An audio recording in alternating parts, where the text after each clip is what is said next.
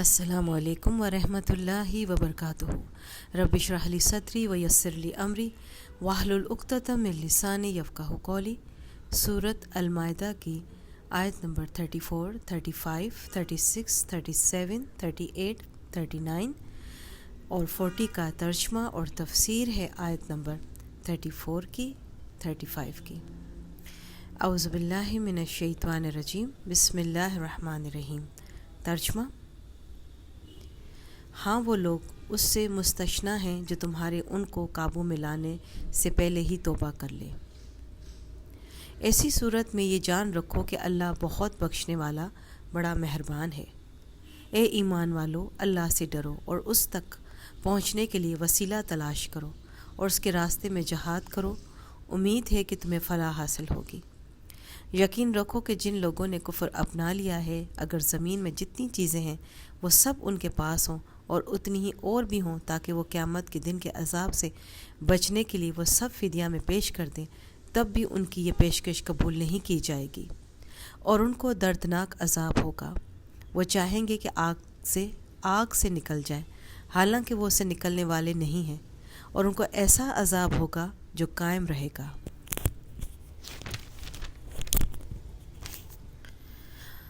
اور جو مرد چوری کرے اور جو عورت چوری کرے، دونوں کے ہاتھ کاٹ دو، تاکہ ان کو اپنے کیے کا بدلہ ملے، اور اللہ کی طرف سے عبرتناک سزا ہو، اور اللہ صاحب اقتدار بھی ہے اور حکمت بھی۔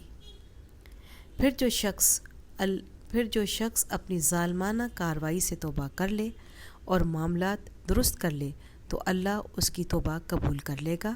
بے شک اللہ تعالیٰ بہت بخشنے والا بڑا مہربان ہے۔ کیا تم نہیں جانتے کہ آسمانوں اور زمین کی حکمرانی صرف اللہ کے پاس ہے؟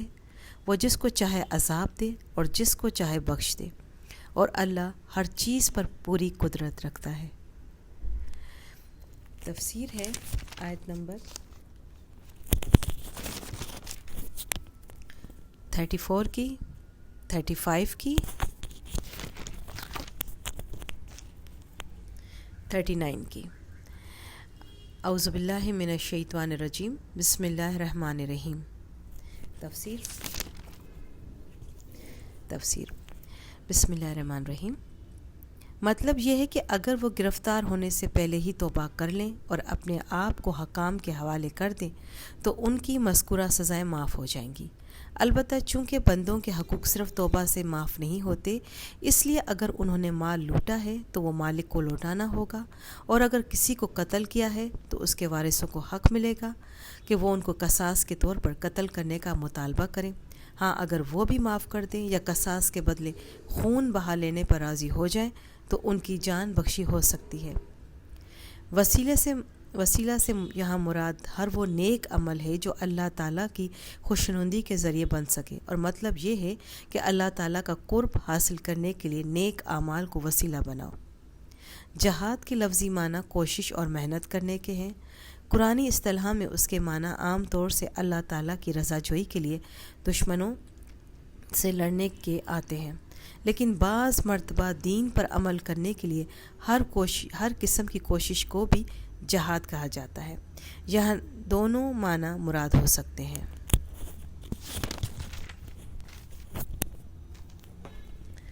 ڈاکے کی سزا میں بھی اوپر توبہ کا ذکر آیا تھا، مگر وہاں توبہ کا اثر یہ تھا کہ گرفتاری سے پہلے توبہ کرنے سے حد کی سزا معاف ہو جاتی ہے۔ یہاں اس قسم کے الفاظ نہیں ہیں، لہذا امام ابو حنیفہ رحمۃ اللہ علیہ کی تشریح کے مطابق چور کی سزا توبہ سے معاف نہیں ہوتی، چاہے وہ گرفتاری سے پہلے توبہ کر لے۔ یہاں صرف یہ بیان فرمایا گیا ہے کہ اس توبہ کا اثر آخرت میں جاری ہوگا کہ اس کے گناہ معاف کر دیے جائے گا۔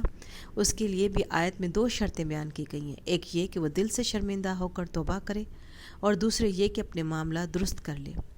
اس میں یہ بات بھی داخل ہے کہ جن کا سامان چرایا تھا ان کو وہ سامان واپس کرے، الا یہ کہ وہ معاف کر دیں۔ سبحان ربک رب العزت عما یصفون، والسلام علی المرسلین، والحمد للہ رب العالمین۔